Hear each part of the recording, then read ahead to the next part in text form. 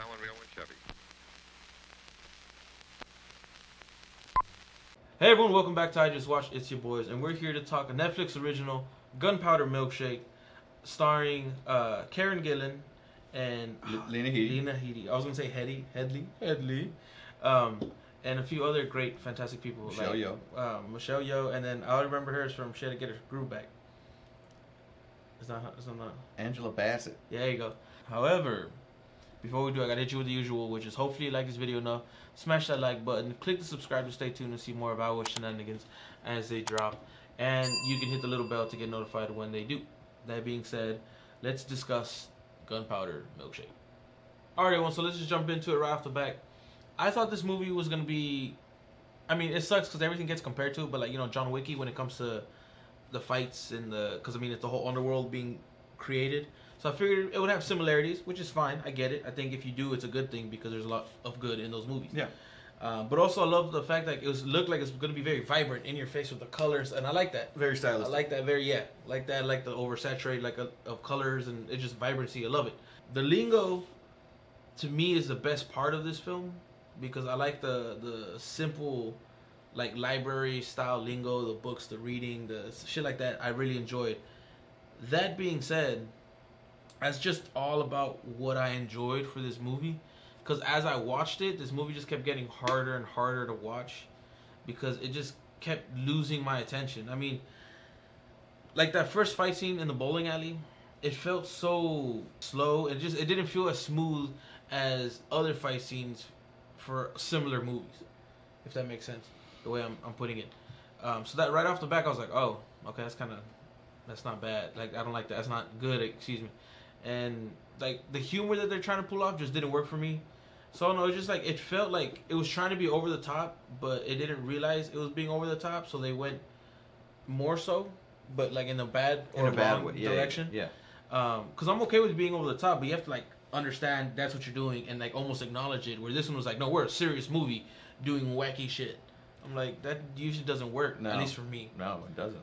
But that being said, I really didn't like this movie, sadly. Like, you have great cast, great characters. Oh, you have, was it Weiss? Carla something. Yeah, that's my bad. I always get we'll have a picture of her right here. Yeah. Like, another thing, so when that librarian dies, I don't understand how she died because homeboy didn't shoot her or stab her. He punched her with, like, regular brass knuckles. Maybe he hit her in the right spot. I don't know. She died slowly. Hit her in the temple. I don't know, dude. This movie was bad. She was holding her abdomen. This movie was bad, dude. But no, yeah, like it was just I don't know. I thought it was gonna be a fun watch at the very least, right? Very least, not even that. Bad. You know? Not even the music saved it. Nothing. It was just nothing. The music was bad. Nothing was working for it. I mean, you have a movie where you just look at it and you're like, okay, well, you have Karen Gillan, Lena Headey, Angela Bassett. You know, I go on and on. You know what I'm saying? And they're like, this is gonna be good. There's no way it can be bad. I mean, even old boy from Straight Outta Compton is in it. Yeah. You know, picture. You know what I'm saying? How can this movie fail? You know, but that's the thing about Netflix. Netflix is very hit or miss. Yeah, it's either great or horrible. Yeah, there's no in between. You know, so I agree with Joe 100%. How, you know, like the music was bad choices. Yeah. The choreography, the fighting choreography was terrible because you look at something that was very stylized, like the John Wick, and I know John Wick's a very high bar, but you look at something like that, so it's very stylized, you know, very cool looking, and it's choreographed very well. And this was bad. I mean, this looked like Netflix is like, we have $200 million laying around. Let's go pay a bunch of high-price actors and make shit. Yeah, pretty much. For what, $8, $9 a month. Yeah. You know what I mean? Like, it didn't work out at all. No, not at all. Like, if you want to talk about like the comparison to like John Wick, there's a movie I don't think you've seen. It's called Nobody, or Mr. Nobody. No, just Nobody. That movie steals a lot of cues from John Wick when it comes to the fights and the choreography. That shit is amazing. That movie was a surprise. That whole was great, fantastic. It was crazy. What's the guy from Breaking Bad, right? Yeah. Saul. Yeah. And then you have Doc Brown's in it as his dad. And then Riz is in it. Gang. But it's the best movie I've ever seen. That's the best movie I've ever seen RZA in, by the way. Still He did actually really good in that movie. Still not a high bar, even though that's a great his movie. new high bar. Okay, but let's take it. Yeah, no. Riz's track record is is not. It's not the best. If it's outside of music, it's not that good.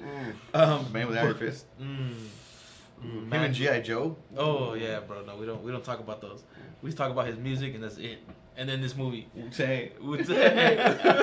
That right there took a lot of pieces and it worked out extremely well. Cause like yeah, like, if you're gonna do something and you know what it's gonna compare to, like I can't make a Superman movie and expect it not to get compared to all the Superman movies before it, or you know, it's just an easy reference for me. Sorry, but now if I'm gonna make it a movie where I'm gonna create this underground assassin world and the fight's gonna be fucking crazy and shit, I cannot expect it not to get compared to John Wick. And John Wick did so much better, you know, with the coins and the freaking Continental and all that. And it's so and everything's so deep. They went Lord of the Rings with it. Yeah. On like the deep dive of this whole world. So if you're gonna like try to contain it, which is fine, but you better know what you have to hit. And I feel like it just missed everything.